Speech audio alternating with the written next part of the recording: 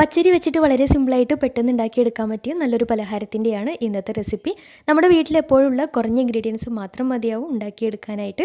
അതുപോലെ തന്നെ രാവിലെ ബ്രേക്ക്ഫാസ്റ്റിനായാലും വൈകുന്നേരം ഈവനിങ് സ്നാക്കിനായാലും ഉണ്ടാക്കിയെടുക്കാൻ പറ്റിയ നല്ലൊരു പലഹാരമാണ്. അപ്പോൾ എങ്ങനെയാണ് ഈ ഒരു പലഹാരം സിമ്പിളായിട്ട് ഉണ്ടാക്കിയിട്ടുള്ളതെന്ന് നോക്കാം. അപ്പോൾ ഈ ഒരു പലഹാരം തയ്യാറാക്കിയെടുക്കാനായിട്ട് ആദ്യം തന്നെ 1 കപ്പ് പച്ചരി കുറച്ച് നേരത്തെ തന്നെ വെള്ളത്തിലിട്ട് കുതിർത്ത് വെച്ചിട്ടുണ്ടായിരുന്നു. ഞാനൊരു 5 മണിക്കൂർ വെള്ളത്തിലിട്ട് കുതിർത്ത് വെച്ചിട്ടുണ്ട്. ചുരുങ്ങിയതൊരു 4-5 മണിക്കൂറെങ്കിലും വെള്ളത്തിലിട്ട് കുതിർത്ത് വെക്കാം. അപ്പോൾ അങ്ങനെ നന്നായിട്ട് കഴുകിയെടുത്തിട്ടുള്ള പച്ചരിയാണ്. ഇനി ഇത് മിക്സിയുടെ ജാറിലേക്ക് ഇട്ടിട്ട് പാകത്തിന് വെള്ളം ഒഴിച്ചിട്ട് നന്നായിട്ട് നല്ല പേസ്റ്റ് രൂപത്തിൽ നന്നായിട്ട് അരച്ചെടുക്കാം. ഒരുപാട് വെള്ളം കൂടി പോവരുത്, ആ ഒരു അരിയുടെ ഒപ്പത്തിന് നിൽക്കുന്ന അത്ര മതിയാവും. അപ്പോൾ നന്നായിട്ട് അരച്ചെടുത്തിട്ടുണ്ട്. ഇനി ഇതൊരു ബൗളിലേക്ക് മാറ്റി വെക്കാം. ഇനി 1/2 കപ്പ് ശർക്കര പൊടിച്ചത് ഒരു പാത്രത്തിലേക്ക് ഇട്ട് കൊടുക്കാം. കൂടെ തന്നെ 1/4 കപ്പ് അളവിൽ വെള്ളം കൂടെ ഒഴിച്ചിട്ട് നന്നായിട്ടൊന്ന് തിളപ്പിച്ച് ഉരുക്കിയെടുക്കാം. അപ്പോൾ കൂടുതൽ മധുരം വേണമെന്നുണ്ടെങ്കിൽ ഒരു 1/4 കപ്പ് വരെയൊക്കെ ശർക്കര ചേർത്ത് കൊടുക്കുകയും ചെയ്യാം. അപ്പോൾ ശർക്കരയൊക്കെ നന്നായിട്ട് മെൽറ്റായിട്ട് അതിൻ്റെ ചൂട് ചെറുതായിട്ടൊന്ന് മാറി കഴിയുമ്പോൾ ഇളം ചൂട് മതി കേട്ടോ. ഈ ഒരു സമയത്ത് നമ്മൾ നേരത്തെ അരച്ച് വെച്ചിട്ടുണ്ടായിരുന്ന ആ ഒരു മാവിലേക്ക് ശർക്കരപ്പാനി ഒഴിച്ചിട്ട് നന്നായിട്ട് മിക്സാക്കി എടുക്കാം. എന്നിട്ട് ഇതിലേക്ക് ചേർത്ത് കൊടുക്കുന്നത് 1/2 കപ്പ് നല്ല കട്ടിയുള്ള തേങ്ങാപ്പാലാണ്. തേങ്ങാപ്പാലിന് പകരമായിട്ട് സാധാരണ പാല്, പശുവിൻ പാലുണ്ടെങ്കിൽ അത് ചേർത്ത് കൊടുത്താലും മതിയാവും, 1/2 കപ്പ് അളവിൽ. ഇനി ഇത് നന്നായിട്ട് മിക്സാക്കി എടുക്കാം. തേങ്ങാപ്പാലാവുമ്പോൾ ഒന്നും കൂടി ടേസ്റ്റാണ് കേട്ടോ. പാലായാലും കുഴപ്പമില്ല, 2 ഇഷ്ടമുള്ളത് ചേർത്ത് കൊടുക്കാം. ഇനി ഇതിലേക്ക് മധുരം ഒന്ന് ബാലൻസ് ചെയ്തെടുക്കാൻ വേണ്ടിയിട്ട് ഒരു പിഞ്ചളവിൽ ഉപ്പും അതേപോലെ തന്നെ നല്ലൊരു ഫ്ലേവറിന് വേണ്ടിയിട്ട് 1 ടീസ്പൂൺ ഏലക്കാപ്പൊടി കൂടെ ചേർത്ത് നന്നായിട്ട് മിക്സാക്കി എടുക്കാം. പിന്നെ ഒന്നും കൂടി ടേസ്റ്റ് ആവാൻ വേണ്ടിയിട്ട് നിങ്ങൾക്ക് വേണമെന്നുണ്ടെങ്കിൽ അരി അരക്കുന്ന സമയത്ത് ഒരു ചെറിയ ഉള്ളിയും അതേപോലെ കുറച്ച് തേങ്ങയൊക്കെ വേണമെങ്കിൽ അരക്കുന്ന കൂട്ടത്തിൽ ചേർത്ത് കൊടുക്കുക കേട്ടോ. നിർബന്ധമൊന്നുമില്ല, അങ്ങനെ ചേർത്താൽ ഒന്നും കൂടി ടേസ്റ്റി ആയിരിക്കും. ഞാനിപ്പോൾ അതൊന്നും ചേർത്തിട്ടില്ല, സിമ്പിളായിട്ടാണ് ചെയ്ത് കൊടുക്കുന്നത്.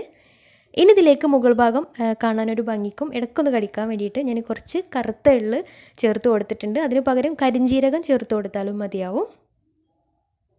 അപ്പോൾ എല്ലാം കൂടി ചേർത്ത് നന്നായിട്ട് മിക്സാക്കി എടുത്തു കഴിഞ്ഞാൽ ഞാൻ ഇനി ഇതുപോലെ തന്നെയാണ് എടുത്തിട്ടുള്ളത്. അപ്പോൾ താഴെ കുറച്ച് ഓയിലൊന്ന് ബ്രഷ് ചെയ്ത് കൊടുത്തതിന് ശേഷം അതിലേക്ക് നമ്മൾ റെഡിയാക്കി വെച്ചിട്ടുള്ള ബാറ്റർ ഒഴിച്ച് കൊടുക്കാം.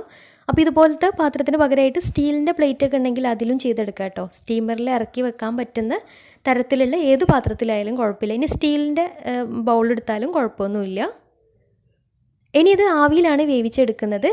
ഞാനിപ്പോൾ ഇതുപോലൊരു പാത്രത്തിൽ കുറച്ച് വെള്ളം ഒഴിച്ചിട്ട് അതിലൊരു സ്റ്റാൻഡ് ഇറക്കി വെച്ചിട്ടുണ്ട്. അതിന് മുകളിലേക്കായിട്ട് ഈ ഒരു പാത്രം ഇറക്കി വെച്ച് കൊടുക്കാം. ഇനി ഇതൊന്ന് അടച്ച് വെച്ചാൽ നല്ലതാണ് കേട്ടോ. അടച്ച് വെച്ചിട്ട് പിന്നെ സ്റ്റീം ചെയ്യാൻ വേണ്ടിയിട്ട് വെച്ചിട്ടുള്ള പാത്രം കൂടെ അടച്ച് വെച്ചിട്ട് ഇനി ഒരു മീഡിയം ടു ഹൈ ഫ്ലെയിമിലിട്ടിട്ട് ഒരു 15-20 മിനിറ്റ് വേവിച്ചെടുക്കാം. പിന്നെ ഞാനിതിലേക്ക് ഒഴിച്ചു കൊടുത്തിട്ടുള്ളത് പകുതി ബാറ്റർ മാത്രമാണ് കേട്ടോ. കാരണം ഒരുപാട് കട്ടിക്ക് ഒഴിച്ചു കൊടുക്കേണ്ട, കുറേ ടൈം എടുക്കും വെന്ത് കിട്ടാൻ വേണ്ടിയിട്ട്. അപ്പോൾ ചെറിയൊരു കട്ടിക്കാണ് ഒഴിച്ചു കൊടുത്താൽ മതിയാവും, പെട്ടെന്ന് റെഡിയായിട്ട് കിട്ടുകയും ചെയ്യും. കൂടുതൽ അളവിൽ സ്നാക്ക് ഉണ്ടാക്കിയെടുക്കുകയും ചെയ്യാം. പിന്നെ ഏകദേശം ഒരു 15 മിനിറ്റ് ആയിട്ട് തുറന്ന് നോക്കുമ്പോൾ ഏകദേശമൊക്കെ സെറ്റ് ആയിട്ടുണ്ട് എന്നുണ്ടെങ്കിൽ പിന്നെ തുറന്ന് വെച്ചിട്ട് വേവിച്ചെടുക്കുകയാണെങ്കിൽ പെട്ടെന്ന് മുകൾ ഭാഗമൊക്കെ പെട്ടെന്ന് സെറ്റായിട്ട് കിട്ടും കേട്ടോ. ഇതുപോലെ നന്നായിട്ട് സെറ്റായിട്ട് വരണം, എന്നാൽ മാത്രം ഫ്ലെയിം ഓഫ് ചെയ്തിട്ട് പാത്രം മാറ്റി വെക്കാം. എനിക്ക് ഏകദേശം ഒരു 15-20 മിനിറ്റ് ആയപ്പോൾ തന്നെ കറക്റ്റായിട്ട് വെന്ത് കിട്ടിയിട്ടുണ്ട്.